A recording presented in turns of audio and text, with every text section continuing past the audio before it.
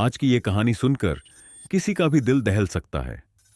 एक बेटी के जन्मदिन की खुशी जो एक पिता के लिए मौत की साजिश बन गई। मार्च 2025 में मेरठ शहर में एक क्राइम हुआ जिसने सबको हिलाकर रख दिया। एक merchant navy officer Saurabh Rajput जो अपनी फैमिली के लिए मेहनत करता था, अपने घर लौटा। उसे क्या पता था कि जिस पर वो सबसे ज्यादा भरोसा करता था उसी ने उसके लिए जाल बिछाया था। उसकी 6 साल की बेटी की मासूम आवाज में सच छुपा था कि पापा ड्रम में हैं। तो चलिए इस ट्विस्टेड स्टोरी में डूबते हैं, जहां प्यार ने लिया एक खौफनाक मोड़ और एक साजिश को सील कर दिया गया सीमेंट में। यह है द सीमेंट ड्रम कॉन्स्पिरेसी। 29 साल का सौरभ राजपूत एक मर्चेंट नेवी ऑफिसर था। समंदर की लहरों पर सालों तक काम करने के बाद वो अपनी फैमिली के लिए जीता था। अपने घर वालों की मर्जी के खिलाफ 2016 में उसने मुस्कान रस्तोगी से लव मैरिज की थी। उनकी एक बेटी थी जो अभी 6 साल की हुई थी। सौरभ एक फैमिली मैन था। हाल ही में उसने अपनी नौकरी छोड़ दी थी ताकि वो मुस्कान और अपनी बेटी के साथ मेरठ के किराए के घर में ज्यादा वक्त बिता सके। लेकिन बाहर से जहां सब ठीक लग रहा था, वहीं अंदर ही अंदर रिश्ते में दरारें पड़ चुकी थीं। 2019 में मुस्कान का पुराना दोस्त साहिल शुक्ला एक व्हाट्सएप ग्रुप के जरिए फिर से उसकी जिंदगी में आया। जो बातें कैजुअल चैट से शुरू हुईं, वो जल्द ही कुछ और बन गईं।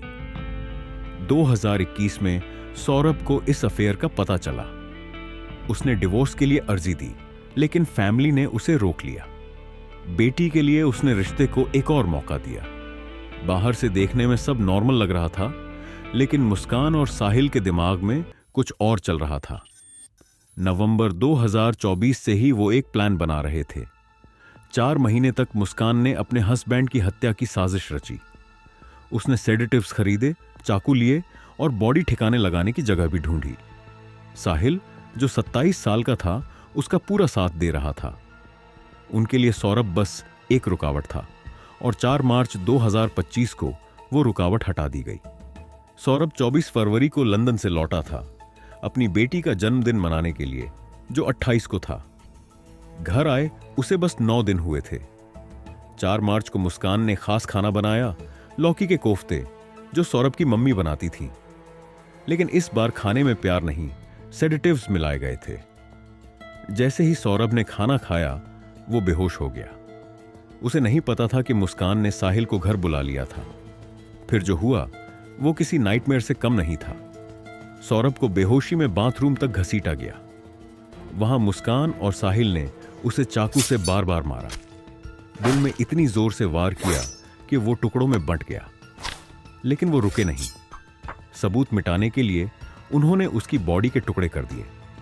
साहिल ने रेजर से सौरभ का सिर काटा, हाथ कलाइयों से अलग किए और धड़ को भी तोड़ दिया। बाद में ऑटोप्सी से पता चला कि उसकी टांगें पीछे की ओर मुड़ी थीं, इतनी सख्त कि सीधी नहीं हो सकती थीं। पहले उनका प्लान था कि बॉडी को छोटे छोटे टुकड़ों में काटकर प्लास्टिक बैग्स में भर दें और अलग अलग जगह फेंक दें। शुरू में उन्होंने धड़ को डबल बेड के बॉक्स में छुपाया, जहां मुस्कान उस रात सोई, अपने हस्बैंड के टुकड़ों से बस कुछ इंच दूर। लेकिन फिर प्लान बदला। उन्होंने सौरभ की बॉडी, जो 15 टुकड़ों में कटी थी, एक पानी के ड्रम में डाल दी और ऊपर से गीला सीमेंट डालकर सील कर दिया, यह सोचकर कि कोई नहीं देखेगा। इसके बाद मुस्कान और साहिल हिमाचल प्रदेश भाग गए, जैसे कुछ हुआ ही ना हो। 6 दिन तक वो कसोल में मजे करते रहे। साहिल के जन्मदिन पर एक दूसरे को केक खिलाया, खुलेआम किस किया। मुस्कान ने सिंदूर लगाया जैसे वो शादीशुदा हो। मेरठ में मुस्कान ने पड़ोसियों से कहा कि सौरभ कहीं ट्रिप पर गया है, लेकिन एक छोटी सी आवाज सच बयान कर रही थी। सौरभ की 6 साल की बेटी पड़ोसियों से कह रही थी कि पापा ड्रम में है। क्या वो उस रात वहां थी? क्या उसने कुछ देखा? उसकी दादी रेणु देवी को लगता है कि शायद हां। पुलिस ने इसे नकार दिया। उनका कहना था कि उसने अपनी मम्मी की बातें सुनी होंगी। खैर, वो ड्रम घर में पड़ा रहा, इतना भारी कि जब मजदूरों ने इसे हटाने की कोशिश की तो उन्हें शक हुआ।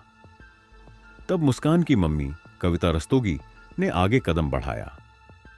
18 मार्च को मुस्कान ने अपनी मम्मी से कहा कि मम्मी, हमने सौरभ को मार दिया। कविता तुरंत मुस्कान को पुलिस के पास ले गई। तब तक सौरभ की फैमिली उसे मिसिंग बता चुकी थी। 19 मार्च को मुस्कान और साहिल पकड़े गए। पूछताछ में दोनों ने सब कबूल कर लिया, प्लानिंग, हत्या, टुकड़े करना। ड्रम को मोर्चरी में तोड़ा गया।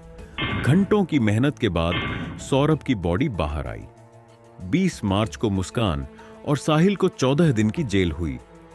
जेल में मुस्कान टूट चुकी थी, अकेली, खाना नहीं खा रही थी, ड्रग्स की लत से जूझ रही थी। साहिल की हालत भी खराब थी। कोर्ट के बाहर वकीलों ने साहिल पर हमला किया, लेकिन कहानी यहीं खत्म नहीं हुई। सौरभ की फैमिली ने डेथ पेनल्टी मांगी और हैरानी की बात, मुस्कान के मम्मी पापा ने भी। मुस्कान के पापा प्रमोद रस्तोगी ने उसे शर्मिंदगी बताया, उसकी ड्रग्स की लत और साहिल के असर को जिम्मेदार ठहराया। उनका कहना था कि वो समाज के लिए फिट नहीं है, उसे फांसी मिलनी चाहिए। सौरभ की मम्मी रेणु देवी ने कहा कि इसमें तांत्रिक रीतियां शामिल थीं। मुस्कान ने फेक स्नैपचैट आईडी से साहिल को यकीन दिलाया कि उसकी मरी हुई मम्मी की आत्मा सौरभ की बलि मांग रही थी। पुलिस अब भी इसकी जांच कर रही है। 19 मार्च को सौरभ की बॉडी का अंतिम संस्कार हुआ। उसकी फैमिली उसे खोकर बिखर गई। लेकिन कुछ सवाल अभी भी हैं। एक प्यार की शादी कैसे हत्या की साजिश बन गई? क्या मुस्कान की बेटी ने वो खौफनाक रात देखी? और इन दोनों को इस हद तक क्या ले गया? ट्रायल का इंतजार है, लेकिन मेरठ अभी भी इस क्राइम से सहमा हुआ है। ये सीमेंट ड्रम कॉन्स्पिरेसी सिर्फ हत्या की कहानी नहीं, बल्कि एक चेतावनी है कि प्यार कैसे कुछ अनजाना बन सकता है।